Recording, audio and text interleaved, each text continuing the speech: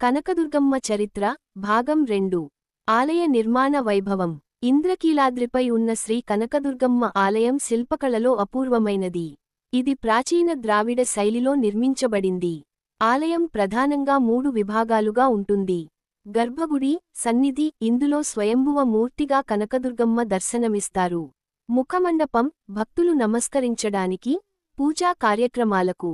ప్రాకారాలు మరియు మండపాలు, యజ్ఞాల, ఉత్సవాల నిర్వహణకు. గర్భగుడిలో అమ్మ రూపం సింహాసనంపై కూర్చున్నది. ఆమె ఒక చేతిలో త్రిశూలం, మరొక చేతిలో ఖడ్గం పట్టి, మహిషాసురుని ఛాతిపై కాలు ఉంచి నిలబడి ఉన్నది. ఆమె ముఖంలో ఆగ్రహం మరియు కరుణ రెండూ కలసి దర్శనమిస్తాయి. ఇది శాంతక్రోధ మిశ్రిత రూపం. ఆమె తలపై బంగారు కిరీటము, శరీరమంతా పుష్పాలంకారాలతో ప్రకాశిస్తుంది. మల్లేశ్వర స్వామివారి కథ. ఇంద్రకీలాద్రిపర్వతం తూర్పు భాగంలో ఉన్న మల్లేశ్వర స్వామివారి దేవాలయం కూడా కనకదుర్గమ్మకు అనుబంధంగా ఉంది. పురాణాల ప్రకారం ఇక్కడ పరమశివుడు మల్లేశ్వరుడిగా తపస్సు చేస్తూ ఉండేవాడు. మహిషాసురుని సంహరించబోయే ముందు దుర్గాదేవి, శివుని అనుమతి తీసుకోవడానికి ఇక్కడకు వచ్చింది.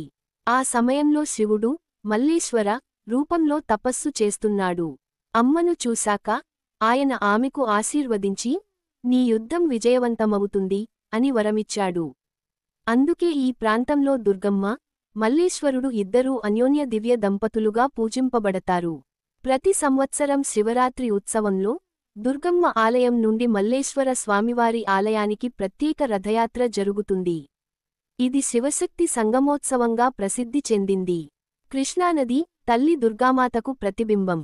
కృష్ణానది తీరంలో ఉన్న ఈ ఆలయానికి ఒక అద్భుతమైన ఆధ్యాత్మిక సంబంధం ఉంది. కృష్ణానది పవిత్రత, నిత్య ప్రవాహం అమ్మ కరుణకు ప్రతీకగా భావిస్తారు. ప్రతి నవరాత్రిలో అమ్మకు పూజలు జరుగుతున్న సమయంలో నది నీరు కూడా ప్రశాంతంగా, పుణ్యస్నానానికి అనుకూలంగా ఉంటుంది అని స్థానికులు చెబుతారు. ఒక పురాణానుసారం దుర్గామాత తన తేజంతో ఈ నదిని ఆశీర్వదించి, నా ఆలయానికి సమీపంగా ప్రవహించే ఈ నది భక్తుల పాపాలను పారద్రోలుతుంది అని వరమిచ్చిందని చెబుతారు. ఇందువల్లే కృష్ణానది స్నానానికి అత్యంత పవిత్ర స్థలంగా పరిగణించబడుతుంది. దుర్గామాత దర్శన విశేషాలు. విజయవాడ కనకదుర్గమ్మ ఆలయంలో అమ్మకు ప్రతిరోజు విభిన్న రీతిలో పూజలు జరుగుతాయి. ముఖ్యంగా దసరా నవరాత్రుల్లో అమ్మ 9 రూపాలలో దర్శనమిస్తుంది. శైలపుత్రి, బ్రహ్మచారిణి, చంద్రఘంట, కూష్మాండ, స్కందమాత, కాత్యాయని, కాలరాత్రి, మహాగౌరీ, సిద్ధిదాత్రి. ప్రతిరోజు అమ్మకు కొత్త అలంకారం, వేషధారణ, పుష్పాలు, దుస్తులు భిన్నంగా ఉంటాయి. దశమి రోజు యాస్టరిస్క్ విజయదశమి గా ప్రసిద్ధి. ఆ రోజున అమ్మకు స్వర్ణకవచాలతో మహోత్సవం జరుగుతుంది. భక్తులు వేల సంఖ్యలో క్యూలలో నిలబడి అమ్మకు దర్శనమిస్తారు. ఆలయం చుట్టూ వందలాది దీపాలతో ప్రకాశమానమవుతుంది. ఇది చూసినవారికి ఆత్మీయ ఆనందం కలుగుతుంది. ఆధునిక కాలపు అభివృద్ధి. స్వాతంత్ర్యానంతరం ఆంధ్రప్రదేశ్ ప్రభుత్వం మరియు భక్తులు కలిసి ఆలయాన్ని విస్తరించారు. 1970లలో విజయవాడ కనకదుర్గ దేవస్థానం ట్రస్ట్ బోర్డు ఏర్పాటు చేయబడింది. భక్తుల సౌకర్యార్థం రోప్వే, గాలి మార్గాలు, మెట్ల మార్గాలు ఏర్పాటయ్యాయి. ప్రతి సంవత్సరం సుమారు 1 కోటి భక్తులు అమ్మను దర్శించుకుంటారని అంచనా. ఆలయం ఆధునిక సాంకేతికతతో కూడిన పూజా విధానాలను అవలంబిస్తోంది. దానాలు, ఆన్లైన్ దర్శనాలు, లడ్డూ ప్రసాదం బుకింగ్ మొదలైనవి అందుబాటులో ఉన్నాయి. అయినప్పటికీ భక్తి పరంగా పురాతన సంప్రదాయం అలాగే కొనసాగుతోంది. అద్భుతాలు మరియు విశ్వాసాలు. అమ్మ మహిమకు సంబంధించిన ఎన్నో కథలు ఉన్నాయి. ఒకప్పుడు ఒక వ్యాపారి తన వ్యాపారంలో నష్టపోయి దుర్గమ్మ వద్ద ప్రార్థించాడు. అమ్మ కలలో దర్శనమిచ్చి, నువ్వు నిజాయితీగా కష్టపడు, నేను నీకు ఆశీర్వదిస్తాను అని చెప్పిందట. కొద్ది రోజుల్లో అతడు తిరిగి అభివృద్ధి సాధించాడు. మరొక ప్రసిద్ధ సంఘటనలో కృష్ణానది వరదతో విరుచుకుపడినప్పుడు అమ్మకు నైవేద్యం సమర్పించి పూజలు చేయగానే నది ప్రవాహం అకస్మాత్తుగా తగ్గిందట. ఇలాంటి సంఘటనలు ప్రజల్లో విశ్వాసాన్ని మరింత పెంచాయి. ఆధ్యాత్మిక సందేశం. కనకదుర్గమ్మ భక్తికి మూలం, శక్తి, ప్రతి మనిషిలో ఉన్న ఆత్మవిశ్వాసం, ధైర్యం, ప్రేమ రూపం. అమ్మ మనకు చెబుతున్న సందేశం: సత్యం, ధర్మం, ధైర్యం ఉన్నవారికి నేను సదా రక్షకురాలిని.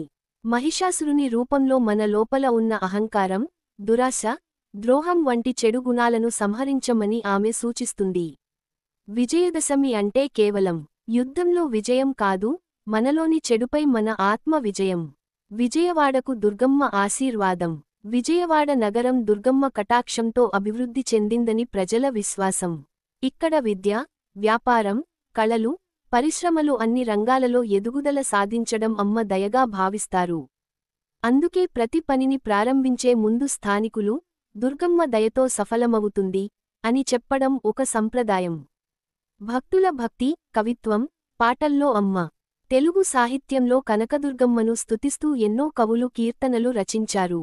తాళ్లపాక అన్నమాచార్యులు, పాములపర్తి సత్యనారాయణ శాస్త్రి, త్యాగరాజు వంటి భక్తులు ఆమెను గీతరూపంలో వర్ణించారు. అమ్మపై రచించిన ప్రముఖ పాటలు విజయవాడ కనకదుర్గమ్మ, ఇంద్రకీలాద్రిపై వెలసినవే, దుర్గామాత నవరాత్రి మహిమ మొదలైనవి ఇప్పటికీ ఆలయాల్లో వినిపిస్తాయి. భక్తుని మనోభావం. కనకదుర్గమ్మను దర్శించడం అంటే కేవలం పూజ కాదు, ఒక ఆధ్యాత్మిక అనుభవం.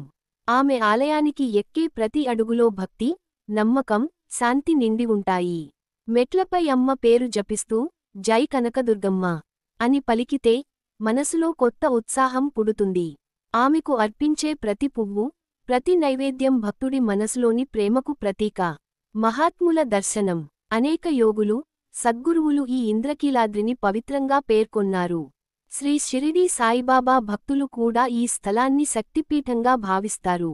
చాలా తపస్వులు ఇక్కడ ధ్యానం చేసి అమ్మ అనుగ్రహంతో సిద్ధులు పొందారనే విశ్వాసం ఉంది. ముగింపు. దుర్గామాత కరోనా. కనకదుర్గమ్మ చరిత్ర అనేది కేవలం పురాణం కాదు, అది ఒక జీవంతమైన భక్తి పరంపర. ఆమె అవతారం ధర్మాన్ని రక్షించడానికి, అహంకారాన్ని నాశనం చేయడానికి, ప్రేమను పునరుద్ధరించడానికి జరిగింది. ప్రతి భక్తుడు తనలో ఉన్న శక్తిని, ధైర్యాన్ని గుర్తుచేసుకుంటూ అమ్మను భజిస్తే ఆమె కరుణతో అన్ని దుఃఖాలు, సమస్యలు తొలగిపోతాయి. దుర్గామాత భక్తి మనసులో ఉంటే జీవితం సఫలమవుతుంది.